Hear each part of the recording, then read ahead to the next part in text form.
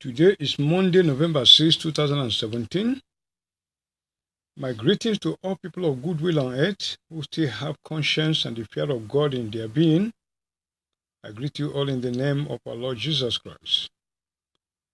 Like always, my name is Chinyere Ezogu, the Incon writer, the messenger of the message of the carcass that will gather the eagle of God for translation and prepare the world for that end-time scenarios, counting down to the rise and the coming of the supreme Antichrist. Unfortunately, when we talk about the carcass, people understand it as a literal dead body. It connotes more than a dead body. It means fresh meat, fresh baked message from the throne of God. That is what it means. It's a long time that I've not been able to get to you since our last conversation, because it has not been easy, revealing the things of the dark forces. The devil always fights back. But the Lord has been able to withstand me, preserve my life, and stand my feet strong to continue to confront the forces of darkness.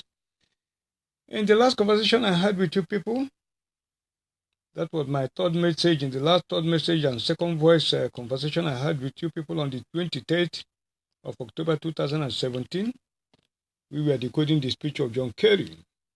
We discussed a lot of things which are still ongoing in this particular series. In this series, I prepared a lot of messages, but sometimes they are too long that somebody have to go back and start to break them down. Like this particular message will be a 3-in-1 series that will be released at the same time. We are going to look into so many things, after decoding the speech of John Kerry, where we stopped.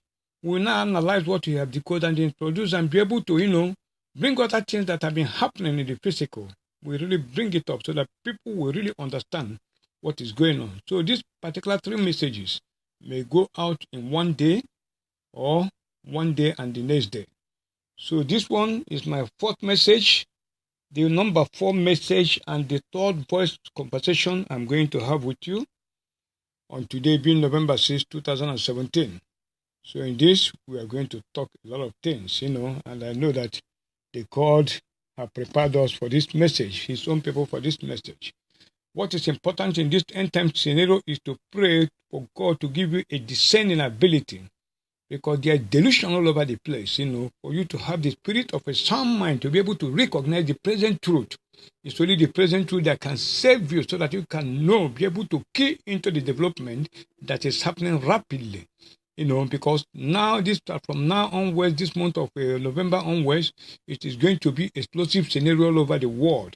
All the theories, the time for theories in the Bible is almost over. Now it's time for action, practical.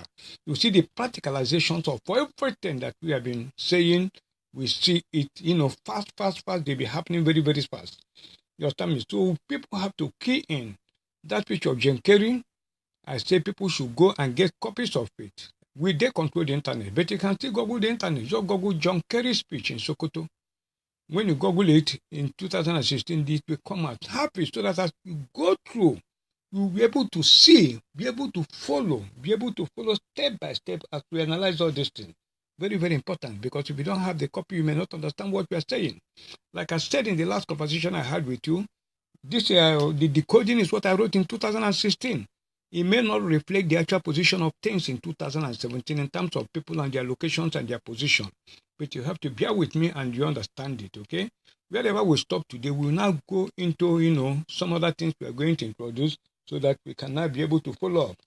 So in that conversation of last one, where we stopped at the intended audience are those invited, clearly seen in the location or venue of the speech. Communities, meaning communities of all the group of the same faith, resilient to what the 2 legends discuss. What they discuss is the message, which was why it was held at Sokoto and not Abuja, because issues discussed are exclusive to resilient communities against change. That is where we stopped in the last conversation. So we are going to pick it up from now. From there, we are going to pick it up. And we say this message that John Kerry gave, how will the message reach other resilient communities that are not present in Sokoto? to hear the speech. A lot of them are scattered. How would they be able to get this message of John Kerry? You understand me? And the signal of how they will get it is encoded in John Kerry's speech. Now, the meeting. First, Kerry held private meetings with the Sultan of Sokoto, meeting with religious leaders, meeting with the president in which journalists were barred and no interview from him after the meeting with 4 selected Muslim northern governors, meeting with the 19 northern governors, to which only 3 are Christians. These are the people Kerry met with when he came here, the others of their meeting. The purpose of the different sets of meetings is to expand the spirit of the message they discuss through the methodology that he gave in this remark from his speech. In fact, shortly after he graduated from a teaching college and years before he founded the university that today bears his name, Ahmadu Bello returned to his birthplace not far from here in Rabba in hope of educating his community, and at the time, there was no school, so he built a thatch hut where he began instructing children in his own family how to read and write. Then he asked his young scribe to teach their friends what they had learned and to keep expanding the circle so that the number of educated citizens will continue to grow. End of quote of John Kerry. Meaning John Kerry had a private meeting with Sultan of Sokoto, also with Muhammadu Buhari. There will be a security meeting between Sokoto State and Niger Republic. That meeting have already taken place last year. That was how they planned to launder all these Boko Harams and all that in Niger Republic, preparatory for the attack against the Biafrans in Nigeria. It means that there are people in Sultan of Sokoto's category and in the category of President Muhammadu Buhari who were not present to participate in the message of John Kerry. Therefore, both the Sultan of Sokoto and the President are directed to personally read these people and convey the message of the American Secretary of State to them. And they, in turn, will do likewise in order to keep expanding the circle so that the number of the people that we hear the message among the resident communities will continue to grow. The same with the private meeting of the four northern governors that included the governor of Kwara State. Though Kwara State, I claim the northern state is actually a Yoruba state governed by a Yoruba Muslim northerner, Governor Abdul Fattah Ahmed, expected to expand the message by extending it directly and personally to the co-conspiring governors of Southwest region, while the other remaining state governors in the meeting are to extend the circle of the content of the message to their other Muslim fellow governors. Hence, the other meeting of 19 northern state governors that included 3 Christians is only a cover to deceive Nigerians, as nothing serious will be discussed there because of the 3 northern Christian governors. So the other governors of northern origin will be briefed by their Muslim colleagues, who in turn will brief their northern executive members in the state, down to the Muslim local government chairman, down to the local Boko Haram group and other insurgent elements in their state on how to block the road and search for Christians to kill when hostility starts. That is Kerry's message to the resilient communities. Resilient communities in this content, that is Muslims in Nigeria, as we have decoded. The message is religious tolerance and countering violent extremism. Countering violent agitation of what? Agitation of the differences that divide us as waved around the stories of the legend or might Nnamdi Azikiwe and Ahmadu Bello. Now, accepting the first legend story of Zik and Ahmadu Bello to be true, what he said about them, assuming that they are true, late in his career, Ahmadu Bello, declared a war on England. And that is a war that much of the world is still fighting every single day. Which race did Ahmadu Bello declare war on? Now, let's accept that the might or legend story is true. The story is about the differences the two signify. Zik said, according to Kerry, let us not forget our differences. Like I said earlier, Uthman Fodio is the founder of the Sokoto Caliphate of the Sultanate throne, the great patriarch of the Sultanate throne in Sokoto State that adopted the state logo, born to rule. He was a Fulani man and an Islamic scholar. He was equally the great-grandfather of Ahmadu Bello, the late Sultan of Sokoto and Premier of Northern Nigeria. This bloodline is the reason Saad Abubakar remained the supreme leader of the Fulani Caliphate and the spiritual leader of the Muslim sects in Nigeria, like his forebears, because the Hausas were conquered by Uthman Dan Fodio through jihad and became his subjects, by extension subject to Fulani authority down the ages. The U.S. Secretary of State gave us a hint about the time dispensation in which the might or legend story was weaved. Shortly after Nigeria's independence, the country's first president, Dr. Nnamdi Azikiwe, who had met briefly with Bello to discuss Nigerian future and ways to overcome deep-seated ethnic and religious divisions that existed then. He cleverly avoided mentioning the turf where the deep-seated ethnic and religious divisions were playing out. They were playing out at the political turf. The correct statement, which is what he discussed, were cleverly omitted in the heading of his speech. Also in the mind story he waved around his two legends conversation is Zik met briefly with Bello to discuss Nigerian future and ways to overcome the deep-seated ethnic, religious, now note what I'm adding, and political division that existed then, existing now, more now than then. Now, that Zikiwe cannot meet with Ahmadu Bello to discuss religious differences if it is not from a political dimension, because Zik was not a religious leader like Bello. He was a politician. And whatever differences that existed between the two that gave cause to the American manufactured legend story is political differences that have offshoots or of manifested in deep-seated ethnic and religious divisions. You understand me? From the political angle, since he gave us a hint about the time of this legend story, shortly after independence, meaning that the differences in question was a pre-independence matter. Since legends are handed down from ages, a look into the archive of Nigerian history pre-independence revealed that in 1952, Ahmadu Bello, who was the Premier of Northern Nigeria, the Sultan of Sokoto, and the leader of the Northern People's Congress, NPC, made the following request to the Nigerian Colonial Secretary, Mr. Oliver Layton. If you want us, I'm quoting what he said to the man, if you want us, that is, he means the North, to be part of this Nigeria you have in mind, then we want 50% of the membership of the National Assembly. Going down memory lane in a beautiful piece entitled How Federalism Was Caged or Destroyed in Nigeria by Remi Oyeyemi. Remi recalled that, I'm quoting Remi's article, Remi recalled that as a result of the election of 1954, there were 162 seats, 1626, in the Nigerian National Assembly. Out of the South had 83 seats, that is 51.23%, and the North had 79 seats, that is 48.76%, including the Yoruba people of Kwara. This means that if the Kwara people were not lumped with the North, they would still have less number of seats than 79, since this was based on population. This shows that the south of Nigeria had always been more populous than the north of Nigeria. But Sultan Bello, evident from this 1952 request, has a different idea. If one considers his aristocratic background, one would have an understanding of his fears of pure democracy. Aristocracy is the government of a country by a small group of people, especially hereditary nobility, which is a group believed to be superior to all others of the same kind. Thus, for the Sultan to seek to dominate by any means necessary, would remain natural to him. In 1957, he refused the independence of Nigeria because he insisted the North was not ready. But the North was ready when he got what he wanted and more before Nigerian independence in 1960. The British overlords, in order to assuage Sultan Bello's fear and put Nigeria in his control, created in 1959 312 seats for the Nigerian National Assembly without any election or new census. Out of the 312, the North was allocated 174, that is 174, and the South 138, that is 138, in the anticipation of the parliamentary political system being put in place for Nigeria's independence. Sultan Bello asked for 50% of this seat in the National Assembly. He got 55.72%.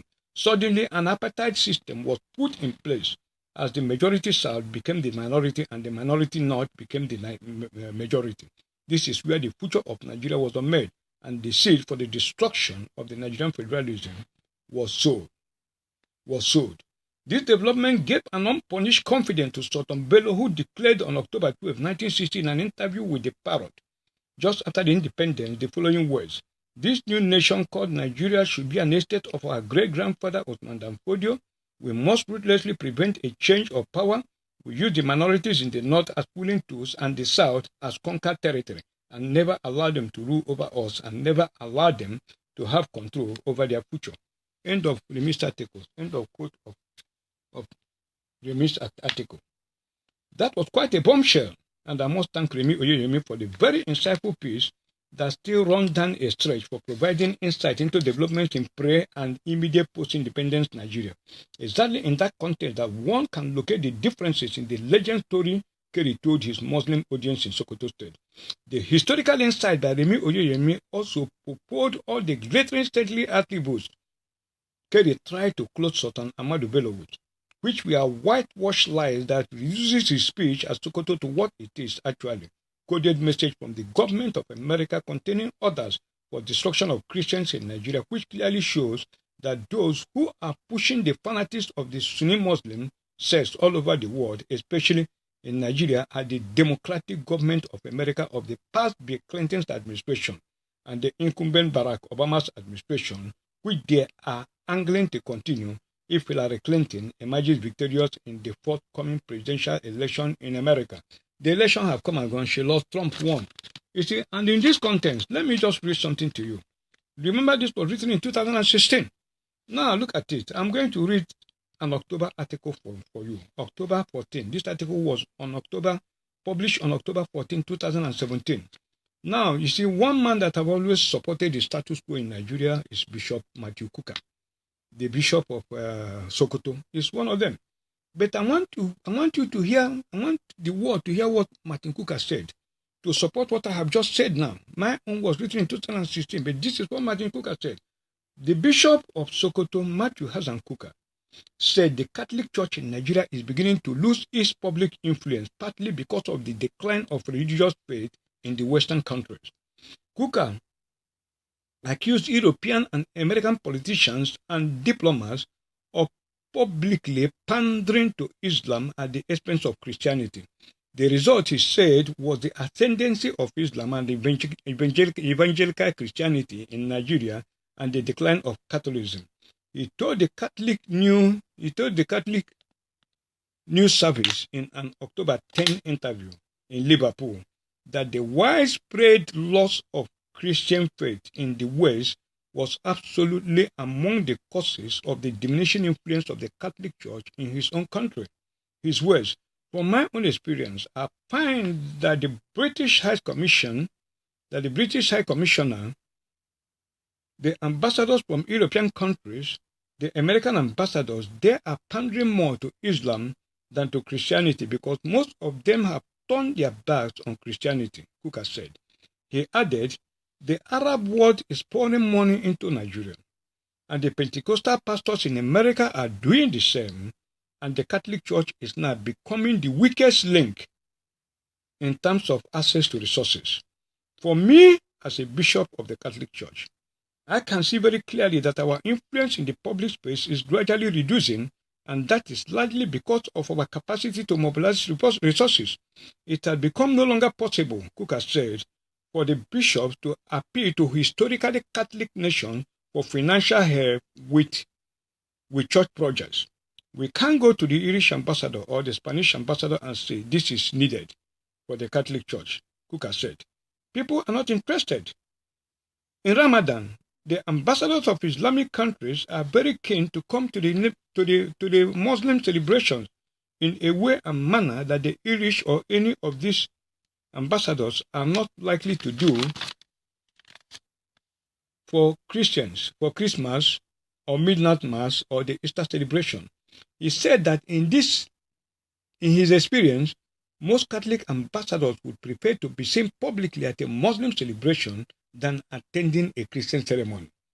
Before our election, John Kerry, I want the world to hear and note what I'm saying and see what I'm saying. Look at what Bishop of Sokoto said, Kuka. Before our election, John Kerry came to Nigeria. John Kerry, when he was Secretary of State, left the United States and came straight to see the Sultan of Sokoto. It was a visit that nobody could explain. Now I'm explaining the visit to the world, and they have to listen. John Kerry claimed to be a Catholic. This is the perfect example. He landed in Abuja. There's a cardinal in Abuja, and a very visible cardinal for that matter. But it doesn't cross the mind of John Kerry to even see out of courtesy, the cardinal. He takes another plane to Sokoto and goes to the palace of the Sultan, the head of the Muslim, he said. The reaction of the Christian community, he's still saying, the reaction of the Christian community was very interesting. They thought Kerry was pushing the Islamic agenda. That is the agenda I'm decoding for you.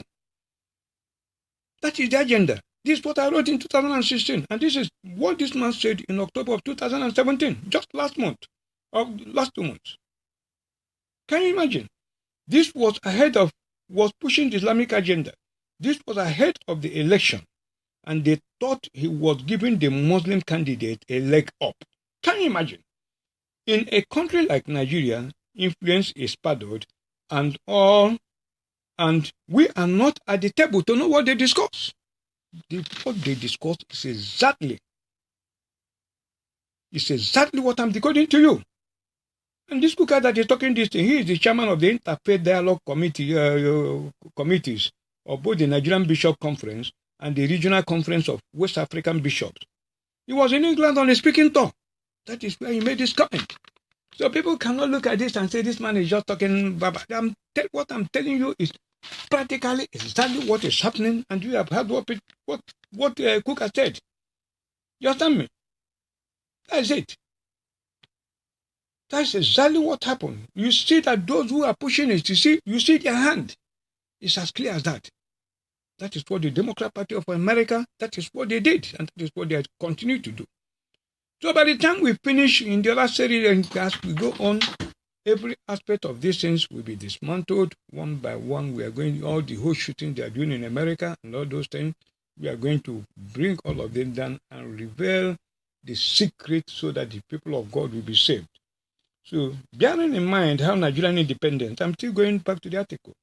Bearing in mind how Nigerian independence, because of Sultan Bello's selfish demand, has been delayed, and his statement with Parrot on October 12, 1960, the true test of Kerry's speech should be, as we come back to decoding John Kerry's loaded speech, the true test should be, shortly after Nigerian independence, the country's first president, Dr. Nnamdi Azikiwe, who had met briefly with Mr. Bello to discuss Nigerian future and ways of overcoming deep-seated ethnic, political, and religious division that existed then, and as legend has it, President Azikiwe proclaimed, "Let us not forget this aristocratic leaning and treat everybody as equal in our new country."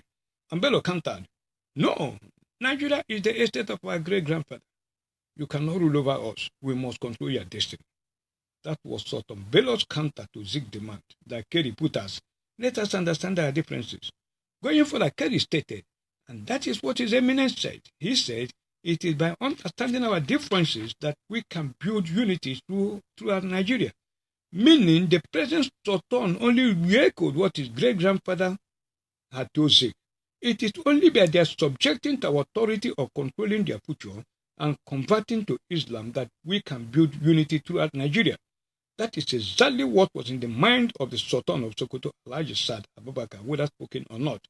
As an insider, as an elder statesman, Ato Agon Chanwankwo, is a noted author, stated in one of his pieces on why the Igbos don't feel comfortable with a Buhari's presidency, wrote the following words. I'm quoting Ato Nwankwo.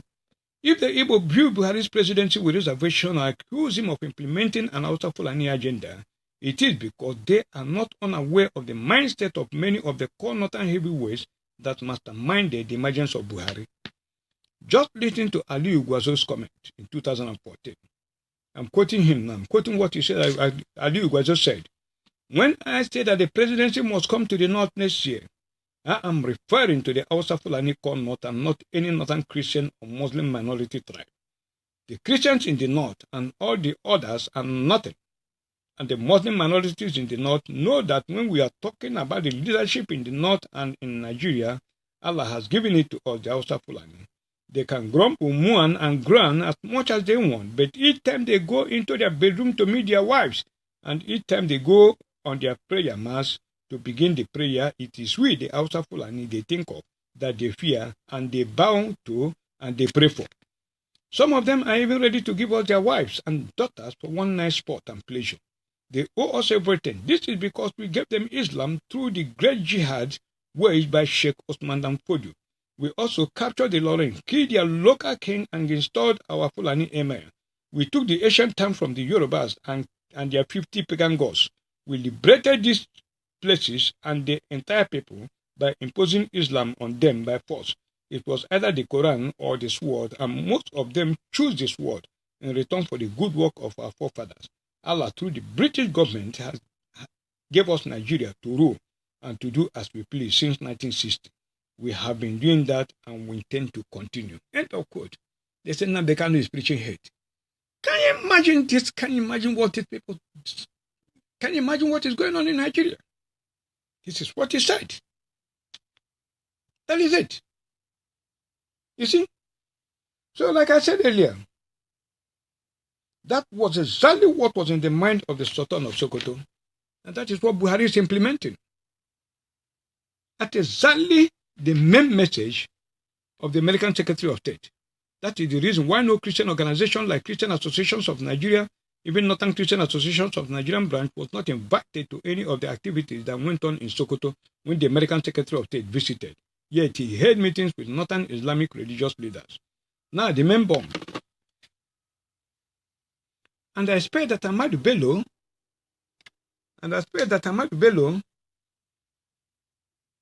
will be proud that in the country today, school attendance literally and graduation rates are higher than ever before. But he wouldn't be satisfied, and you know that, because even late in his career, he declared a war on England. And that is a war that much of the world is still fighting every single day, way beyond Nigeria.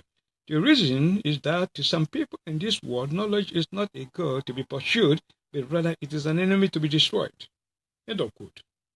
Now, I want us to consider this statement from a son or, Americans are children of, let me say, they are children of the British who discovered English. From the British, whose parents, Britain, invented the English language. To enable us to understand what the American Secretary of State has just said here, let's just understand what Kerry said.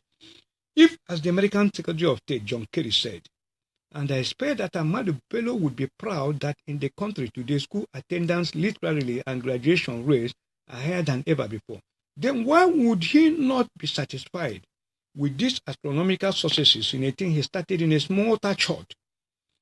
But look at what he wouldn't be satisfied, and you know that. Does it make any sense at all? It makes very good sense when you decode the following up statement, because even late in his career, he declared a war on ignorance.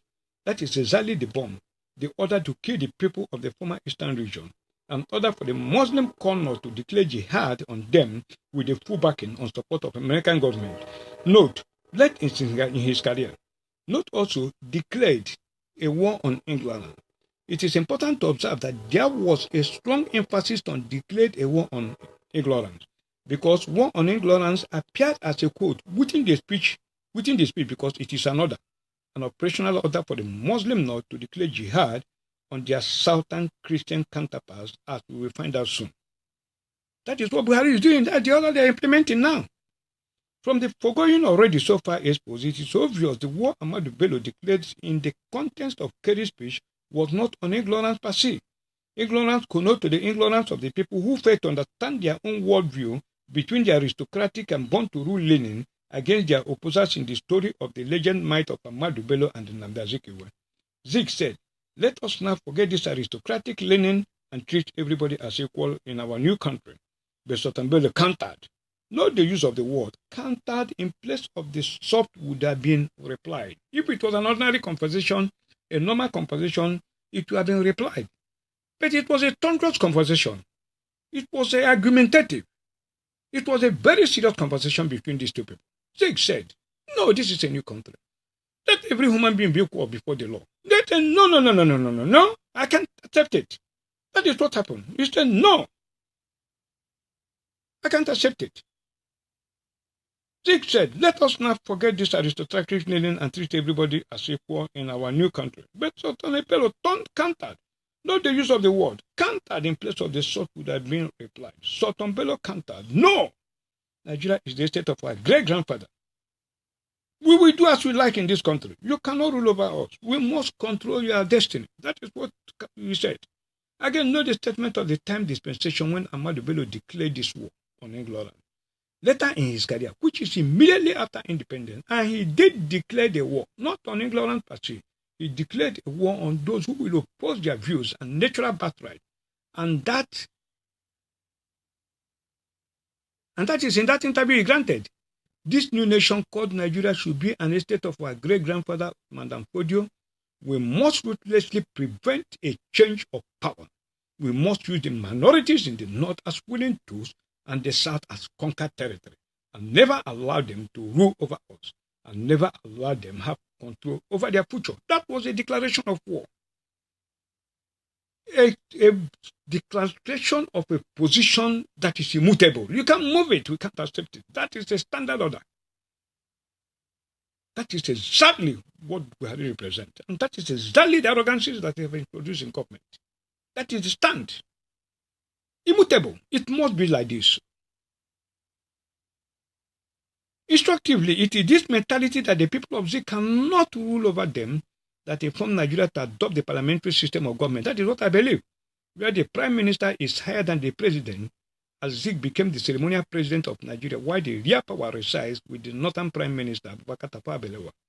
Going back to Kerry's speech and decoding is straight as to what he meant and actually said, not said publicly, though, but the operational order that cannot be changed or ignored as given by him that must be obeyed.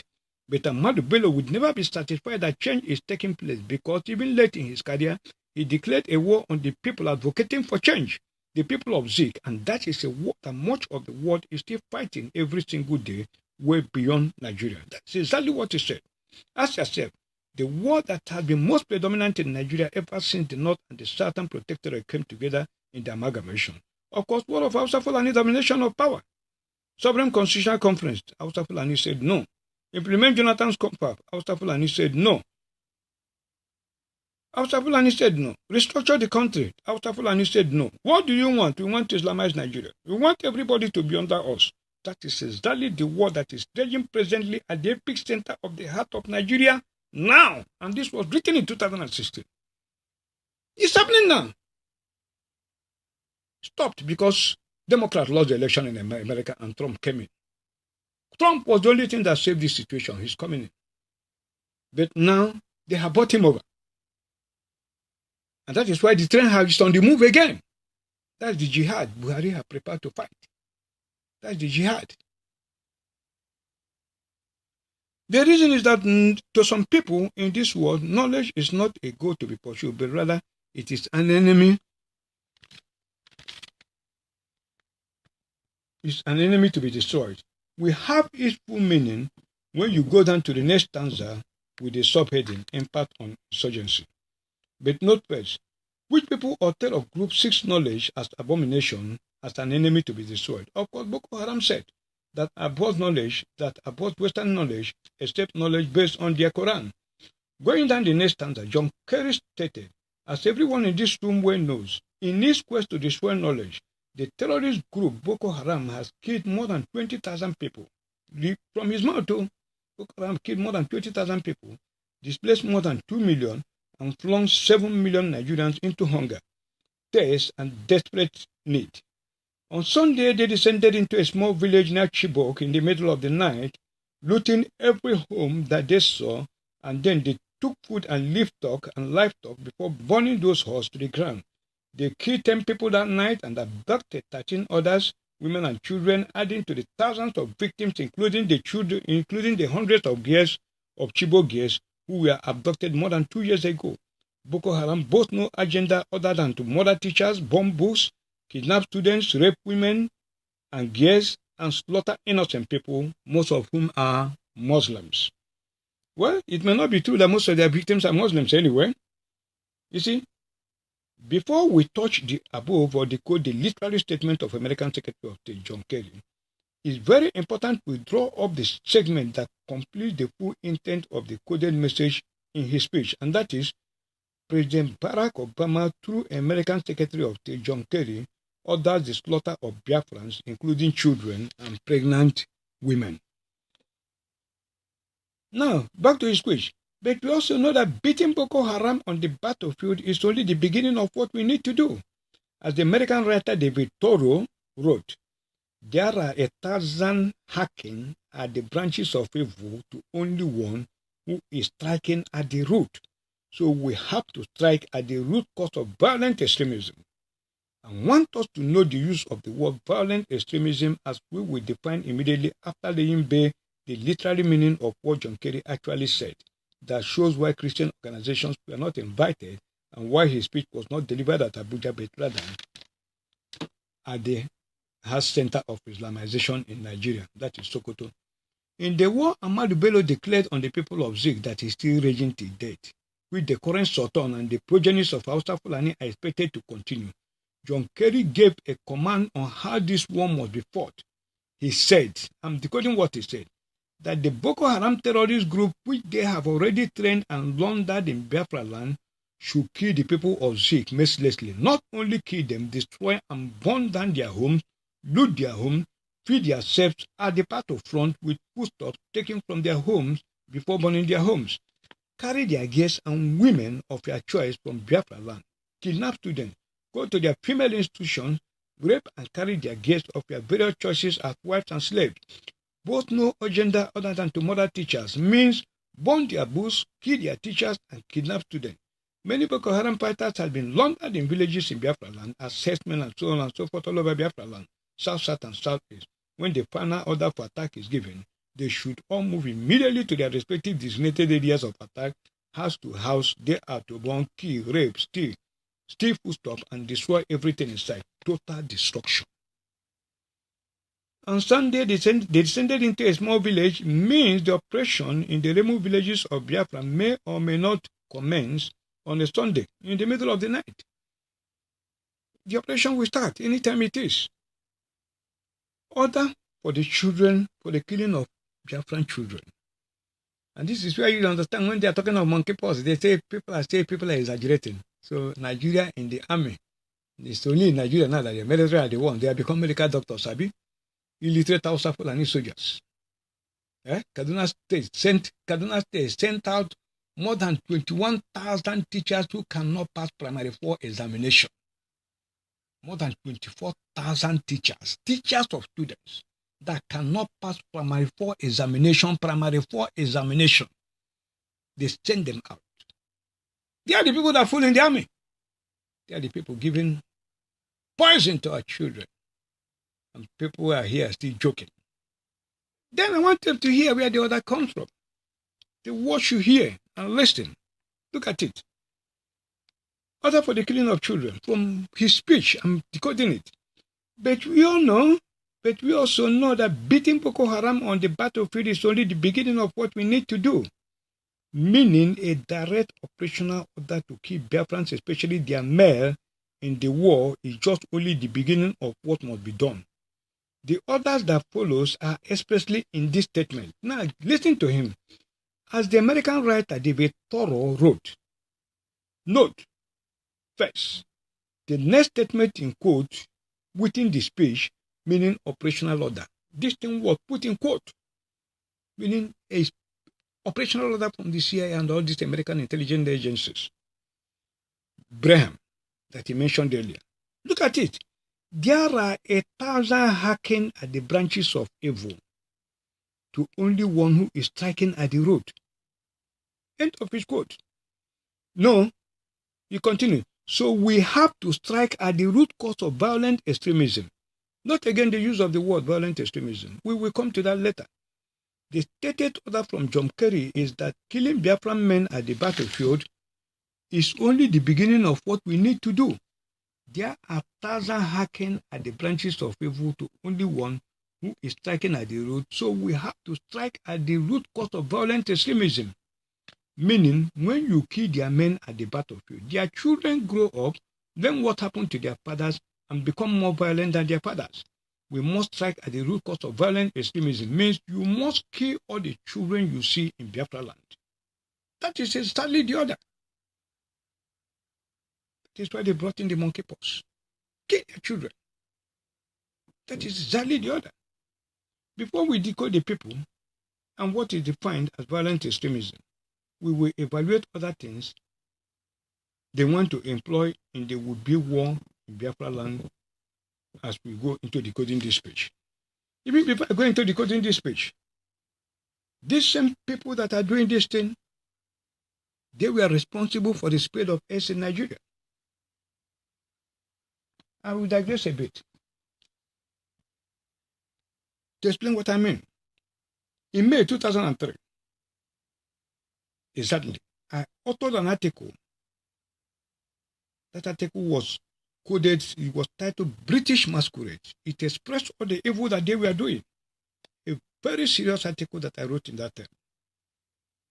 Just tell me. In that article,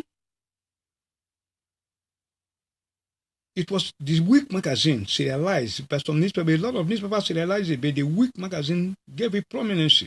The Week magazine of March 31st, 2003, and the subsequent edition of the magazine carried in two parts the complete statement of the write-up titled National ID Card, The Danger Waiting. Now read some certain aspect of that article. You connect it to what is happening. In that piece, I argued thus. They knew that the clergyman T. Aromatos was right and has imbibed the Malthusian doctrine which states that the population should be restricted so as to prevent an increase beyond its means of sustenance. This has led them to the conclusion that the environment, population, and sustainable development call for urgent radical action. Transition to sustainability of the world lies in disemphasizing global population to allow time to correct so many things, as they have discovered that income growth is not the solution, and this decade is the decade for action. Action means 1/4 of the world population have to be simply destroyed. They are much more firmly determined to get a high proportion of this 1/4 from especially sub-Saharan Africa, China, Hispanics, and Indians. This is the reason for the creation of the HIV virus and their unwillingness to encourage indigenous AIDS vaccines to be discovered and patented or amplify credible indigenous improvisation that may lead to an eventual curtailment or eradications of the AIDS scourge. That write-up was a shocker to the kingdom of darkness and led to so many things, which I will expose now. I'm still quoting the article. In that article, I equally wrote, emphasis for the curtailment of the spread of the AIDS scourge by them to us in Africa is based not on abstinence from sex for minors, but on an encouragement of the vulgarity of with condom idea. That was what they are doing with Obasanjo then, which is a trap. Which is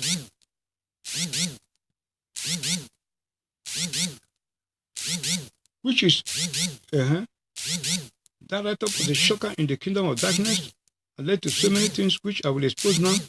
In that article, I equally wrote emphasis for the curtailment of the spread of the AIDS scourge by them to us in Africa is based not on abstinence from sex for minors, but on an encouragement of the vulgarity of with condom idea, which was what they were doing with Obasanjo, which is a trap to lure people to be infected with the virus.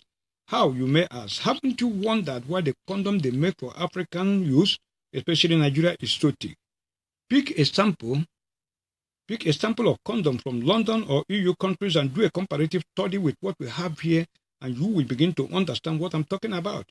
Most of the condoms in use in Nigeria, including the ones supplied by most of the so-called overseas humanitarian organizations and NGOs, are dead merchants, as most of them are punctured and has holes that cannot be seen with the naked eyes and account for the increase and spread of the scourge in spite of the people's supposed precautionary measures. All these AIDS foundations like Bill Gates and Melinda Gates, all these Bill and Melinda Gates Foundation and Kofi Annan-led AIDS Foundation and numerous others actually are front for the Supreme Antichrist and are headed by the people who actually invented the virus in the first place. I was the first scientist in Nigeria to notice, to discover, the first journalist and the first scientist that discovered that condoms they sent to us have holes. And they publicized these things in Nigeria. It was a hit at that particular time. I discovered from my research that biotechnologists invented the virus through researches on protein-based molecular therapeutics. I want you to do a comparative study of the following locations and casualties recorded by HIV/AIDS in the year 2001. Western Europe recorded an estimated 6,800 deaths from HIV/AIDS. In the year 2001, Eastern Europe and Central Asia recorded 23,000. North America recorded 20,000. Australia and New Zealand, 120. Caribbean, 30,000. Latin America, 80,000. East Asia and Pacific, 35,000. Southeast Asia, 400,000. North Africa and Middle East, 30,000. Now, on sub-Saharan Africa, 2,300,000. Are you now beginning to see what I mean? The devil's modus operandi, has gone so supersonic that is beyond the comprehension of ordinary carnal men. A sounding note of warning to the world that the greatest weapon of the devil and his agents is deception, which they have continuously employed to deceive the world in their evil scheme. Let us evaluate the reaction. When that article was published, now see their reaction. Let us evaluate the reaction of the devil to his agents to that my epochal revelation on the that ID card screen, on that exposed on the ID card screen. The Punch newspaper of Friday, May 9, 2003, carried a news story I consider very important as a brazen plus ultra of the devil deceptive tactics under the heading Fresh Controversy Over Safety of Condom. According to the paper, the condom may not be ideal contraceptive, but in the battle against AIDS and other sexually transmitted diseases, it is the best protection we have. Dennis Wayne, that is what he said. Wayne's statement has been accepted as a medical orthodoxy until recently when some people started puncturing it. One of such views was contained in a publication of the Planned Parenthood Federation of Nigeria, an agency that has for so many years promoted the use of condom, both as contraceptive and preventive tools. I hope you people are hearing. They have been proposing it against sexually transmitted infection. The publication, Planned Parenthood News, in its September 2002 edition reported that research revealed that condoms have inherent holes measuring 5 microns in diameter, whereas the HIV virus is just 0.1 microns in size. This means that the use of condom during sex does not guarantee foolproof protection against HIV/AIDS. It is like using sandbags to prevent the Atlantic Ocean from spilling into Victoria Island. Practice total abstinence and mutual fidelity. They provided foolproof protection against the dreaded disease. As serious as this assertion is, it was difficult to unravel its source. The PPFN, which published the magazine that reported the statement, claimed ignorance of it. I want the world to know. In fact, the agency was surprised that such a grievous statement appeared in its publication. PPFN's Director of Operation, Mr. Jonah La, however, said that the role of the agency was to provide information to help effect a change in human behavior. According to him, although condoms may not be 100% foolproof against HIV/AIDS, it is the only means of protection available for now. Are you now beginning to see the extent the devil and his stone-cold agents can go in order to obtain their evil intention? I had one of the copies of their previous publications before. I'm telling you, somebody planted that clause in the back copy of the Planned Parenthood News. The one I had nothing like that. There was nothing like that in it. Somebody planted that clause in the back copy of the Planned Parenthood News after reading my article on the ID card scheme in order to discredit the merit of the expose by making it appear as if I copied from the Planned Parenthood News. That particular clause was not originally contained in the September 2002 Planned Parenthood News. Go, anybody that have access to it, go and bring it. It was not contained in the September 2002 Planned Parenthood News report. That thing you will not see there, which was why the source or author of the clause was unknown, and they explained the book and they explained the shock of the publishers of the Planned Parenthood News at the discovery. Why is the Planned Parenthood Federation of Nigeria, publishers of Planned Parenthood News, still promote the use of condom as the best contraceptive for sexually transmitted disease if they are the author of the clause? Of course, they are not the author, because they have done this to me. That was then with a view of rubbishing my hard-earned effort by relegating my expose and my safety irrelevancy and as a non-entity and further continuation of a grand deception of the whole world. It will attract no hope-based reprisal as the backlash. I will now make original 3 of their heinous acts that were merely shadowed upon in the epochal piece of mine on the ID card scheme. That thing made me, I did the expose to stop severe acute respiratory syndrome, which was SARS, because immediately they brought SARS to eliminate China. I did a very great expose on SARS then. That was how this SARS rubbish did not last. I was the person who decoded, tell them how it was the mode of transmission and the precautions that they would take. So it's not today that I'm used to these people. So what they are doing with the monkeypox is not a new story. It didn't start today. You understand me? You can see it. The same people, the same Democrats, they are responsible for all these things. Now look at it. One more evidence to show that the American government under the leadership of the Democratic Party created Boko Haram. Now look at it. Boko Haram boasts no agenda. I'm still reading his speech. Boko Haram boasts no agenda other than to murder teachers, bomb books, kidnap students, rape women and girls, and slaughter innocent people, most of whom are Muslim. It has a complete and total disrespect for life, the opposite of every religion. It fears knowledge, it fears education, it fears tolerance. In the past 2 years, it has used more than 100 women and girls to carry out suicide attacks. They actually teach girls how to hold bomb under their armpits so that the explosive remains steady. They show teenagers how to use words to decapitate. We might as well ask how anyone could be brainwashed into such atrocities, but because the children are so young and because their abuse that they suffer is so great, even brave souls can be broken. This is then what Boko Haram is all about. And you know this better than I do. Not just murdering innocent people, but also transforming the most vulnerable people among us into killers of their neighbors, their own families, and even themselves. And this is exactly all these bombings you see in America go into details, all these shooters and things. These are how those people are radicalized. The same people are responsible for it. Except it's not now. I'm going to take it when we are going to analyze. We take it separately so that the message can really sink in. Because God cannot be mocked. You go to people's place of worship and you shoot them and they think their God will keep quiet. When he have messengers, he can reveal the identities of those who did it. The police say they are looking for motive. That will give you the motive and that will tell you exactly what is going on so that this rubbish will stop once and for all. I'm going to do that. But let's finish this one. In an earlier publication by January of this year, in an earlier publication by January of 2016, I wrote that in early 2016, for warning the coming of jihad long before people even started to smell it, entitled Judging the Nigerian Government by Their Own Laws. I authored it. Published on 10th of January 2016. I was telling my people to prepare for jihad. That is the same jihad that they have called now. You understand me? I expressly detailed some of the horrendous methods the so-called Boko Haram or jihadists will employ in killing Biafrans in Biafra land. I stated clearly that a son will be given a sharp blade to cut the manhood of his father at gunpoint, and the child must do that.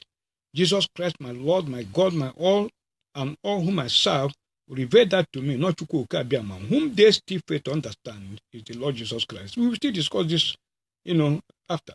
This horrendous revelation, as published in an earlier edition, is what is exactly at play here. Before drawing out the literal meaning of what John Kerry actually said, one should know the emphasis placed with dash on this statement that stands for emphasis, order to be executed. It was in quote. Look at it.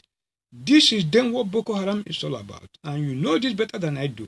Not just murdering innocent people, but also transforming the most vulnerable people among us into killers of their neighbors, their own families, and even themselves. This is an equivalent of atomic bomb of Nagasaki that clearly show that the American government not only created Boko Haram, also is responsible for the atrocities committed by the Boko Haram terrorists. They are the people that kidnapped the Chibok girls using the Boko Haram set as cover. This is then what Boko Haram is all about. You know this better than I do. Who knows? He is telling them this better than I do means that he is talking directly to the London Boko Haram terrorists in Biafra land.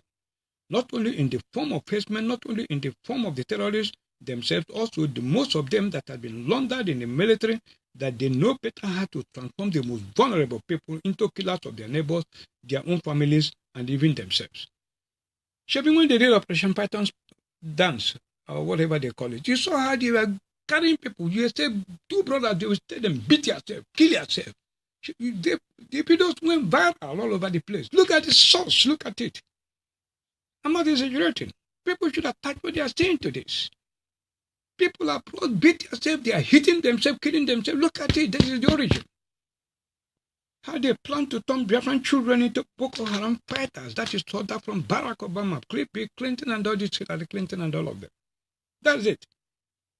United States President Barack Obama, through his Secretary of State, John Kerry, has ordered that in the coming slaughter of Biafrans in Biafra land, They already laundered American soldiers in Biafra land in the guise of Fulani herdsmen, in the guise of Operation Crocodile Smile, in the guise of currency traffickers, in the guise of shoe shiners, in the guise of northern beggars on Biafran Strait, in the guise of Boko Haram terrorists as they are, should capture and turn vulnerable children of Biafra land into killers of their own parents, killers of their neighbors, killers of their families. Young girls of Biafra should be turned into killers and taught how to hold bombs in their armpit so that the explosive remains steady and sent into crowded Biafran gatherings for the bomb to explode as they become even killers of themselves. Biafran women also to be used for this purpose. That is exactly the spoken order of John Kerry in his speech as ordered by the Executive President of America, Barack Obama. That was in 2016. How will Boko Haram or American-trained jihadist soldiers be able to turn the most vulnerable Biafrans among us into killers of their neighbors, their own families, and even themselves? Earlier on, I mentioned about the vision I received from the Lord Jesus Christ, where he showed me how children will be asked to cut off the manhood of their fathers at gunpoint. Soon after that vision,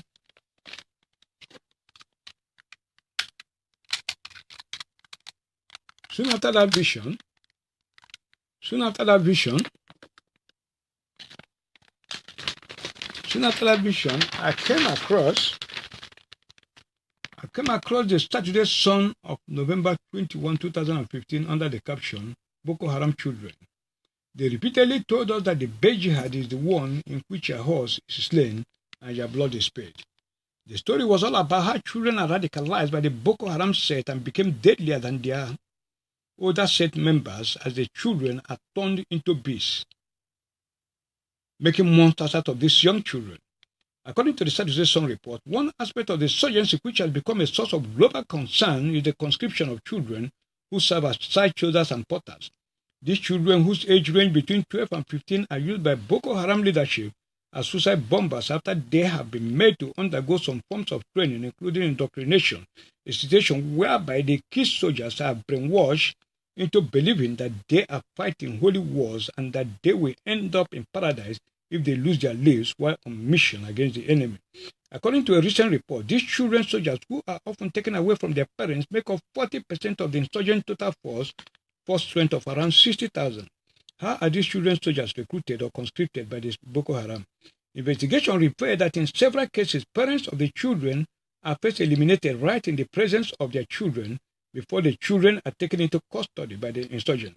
Recalling how he was conscripted by the Boko Haram sect, a 16-year-old boy, Baba Gana, who managed to escape from the insurgent enclave in Bama, Borno State, said he was first asked to kill his parents on the day his village was invaded. According to him, when these people came to our village, they brought everybody out of my house, and while we were still pleading that our lives should be spared, I was separated from my parents and later asked to kill them. But I didn't have courage to do so. While still confused about what to do, these Boko Haram people killed my parents. It was later, when I got to their camp, that I was told by other children I met that they were also asked to kill their parents. At the camp, I saw a lot of other children that have been recruited, and some were as young as 10 years old. Babagana, who is one of the internally displaced persons in IDPS centers in Maiduguri, added that he was later told that the insurgents adopt this method of recruitment so that the children will have no person to fall back on after their parents have been killed. After inducting these child soldiers, the insurgents now unleash them as instruments of terror during raids on villages and military operations. It was also gathered that the insurgents often deliberately brutalize these children soldiers and force them to commit atrocities on fellow kidnapped victims and even their own families. Some of these key soldiers that tried to escape from the insurgent camp have been killed by Boko Haram. Can you imagine? In a related development in the publication of Saturday Sun newspaper, November 21, 2015, mentioned earlier on Boko Haram children. It does not deal with my children only. The same publication reported the case of a girl, Zaharu Babangida, who was deliberately handed over to Boko Haram sect to become a suicide bomber for the sect.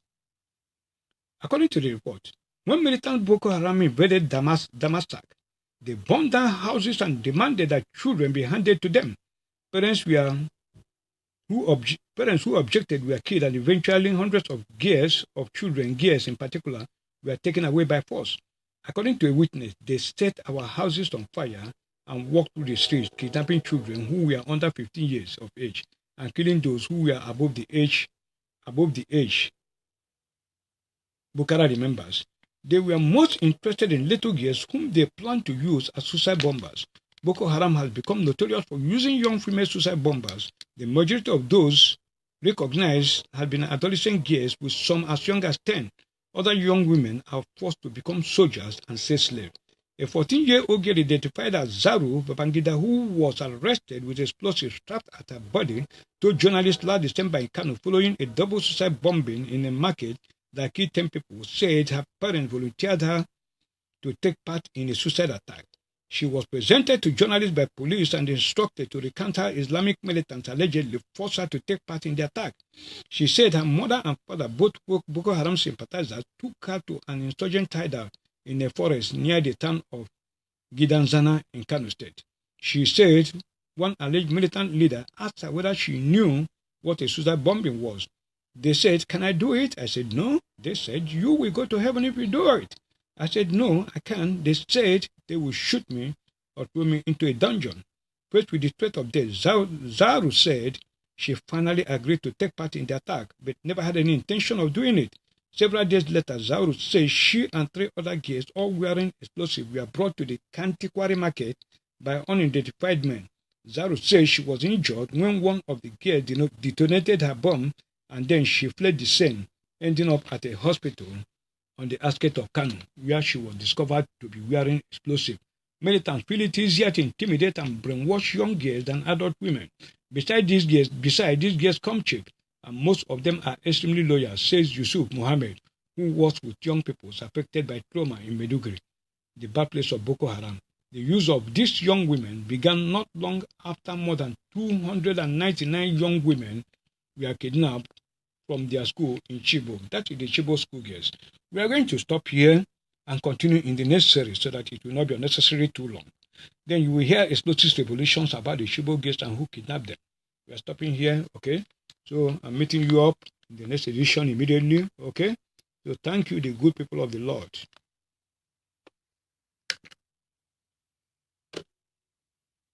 Thank you, the good people of the Lord. As always, my name is Chinyere Ezogu, the income writer. We are continuing again, okay? Thank you, and bye-bye for now. Coming up again.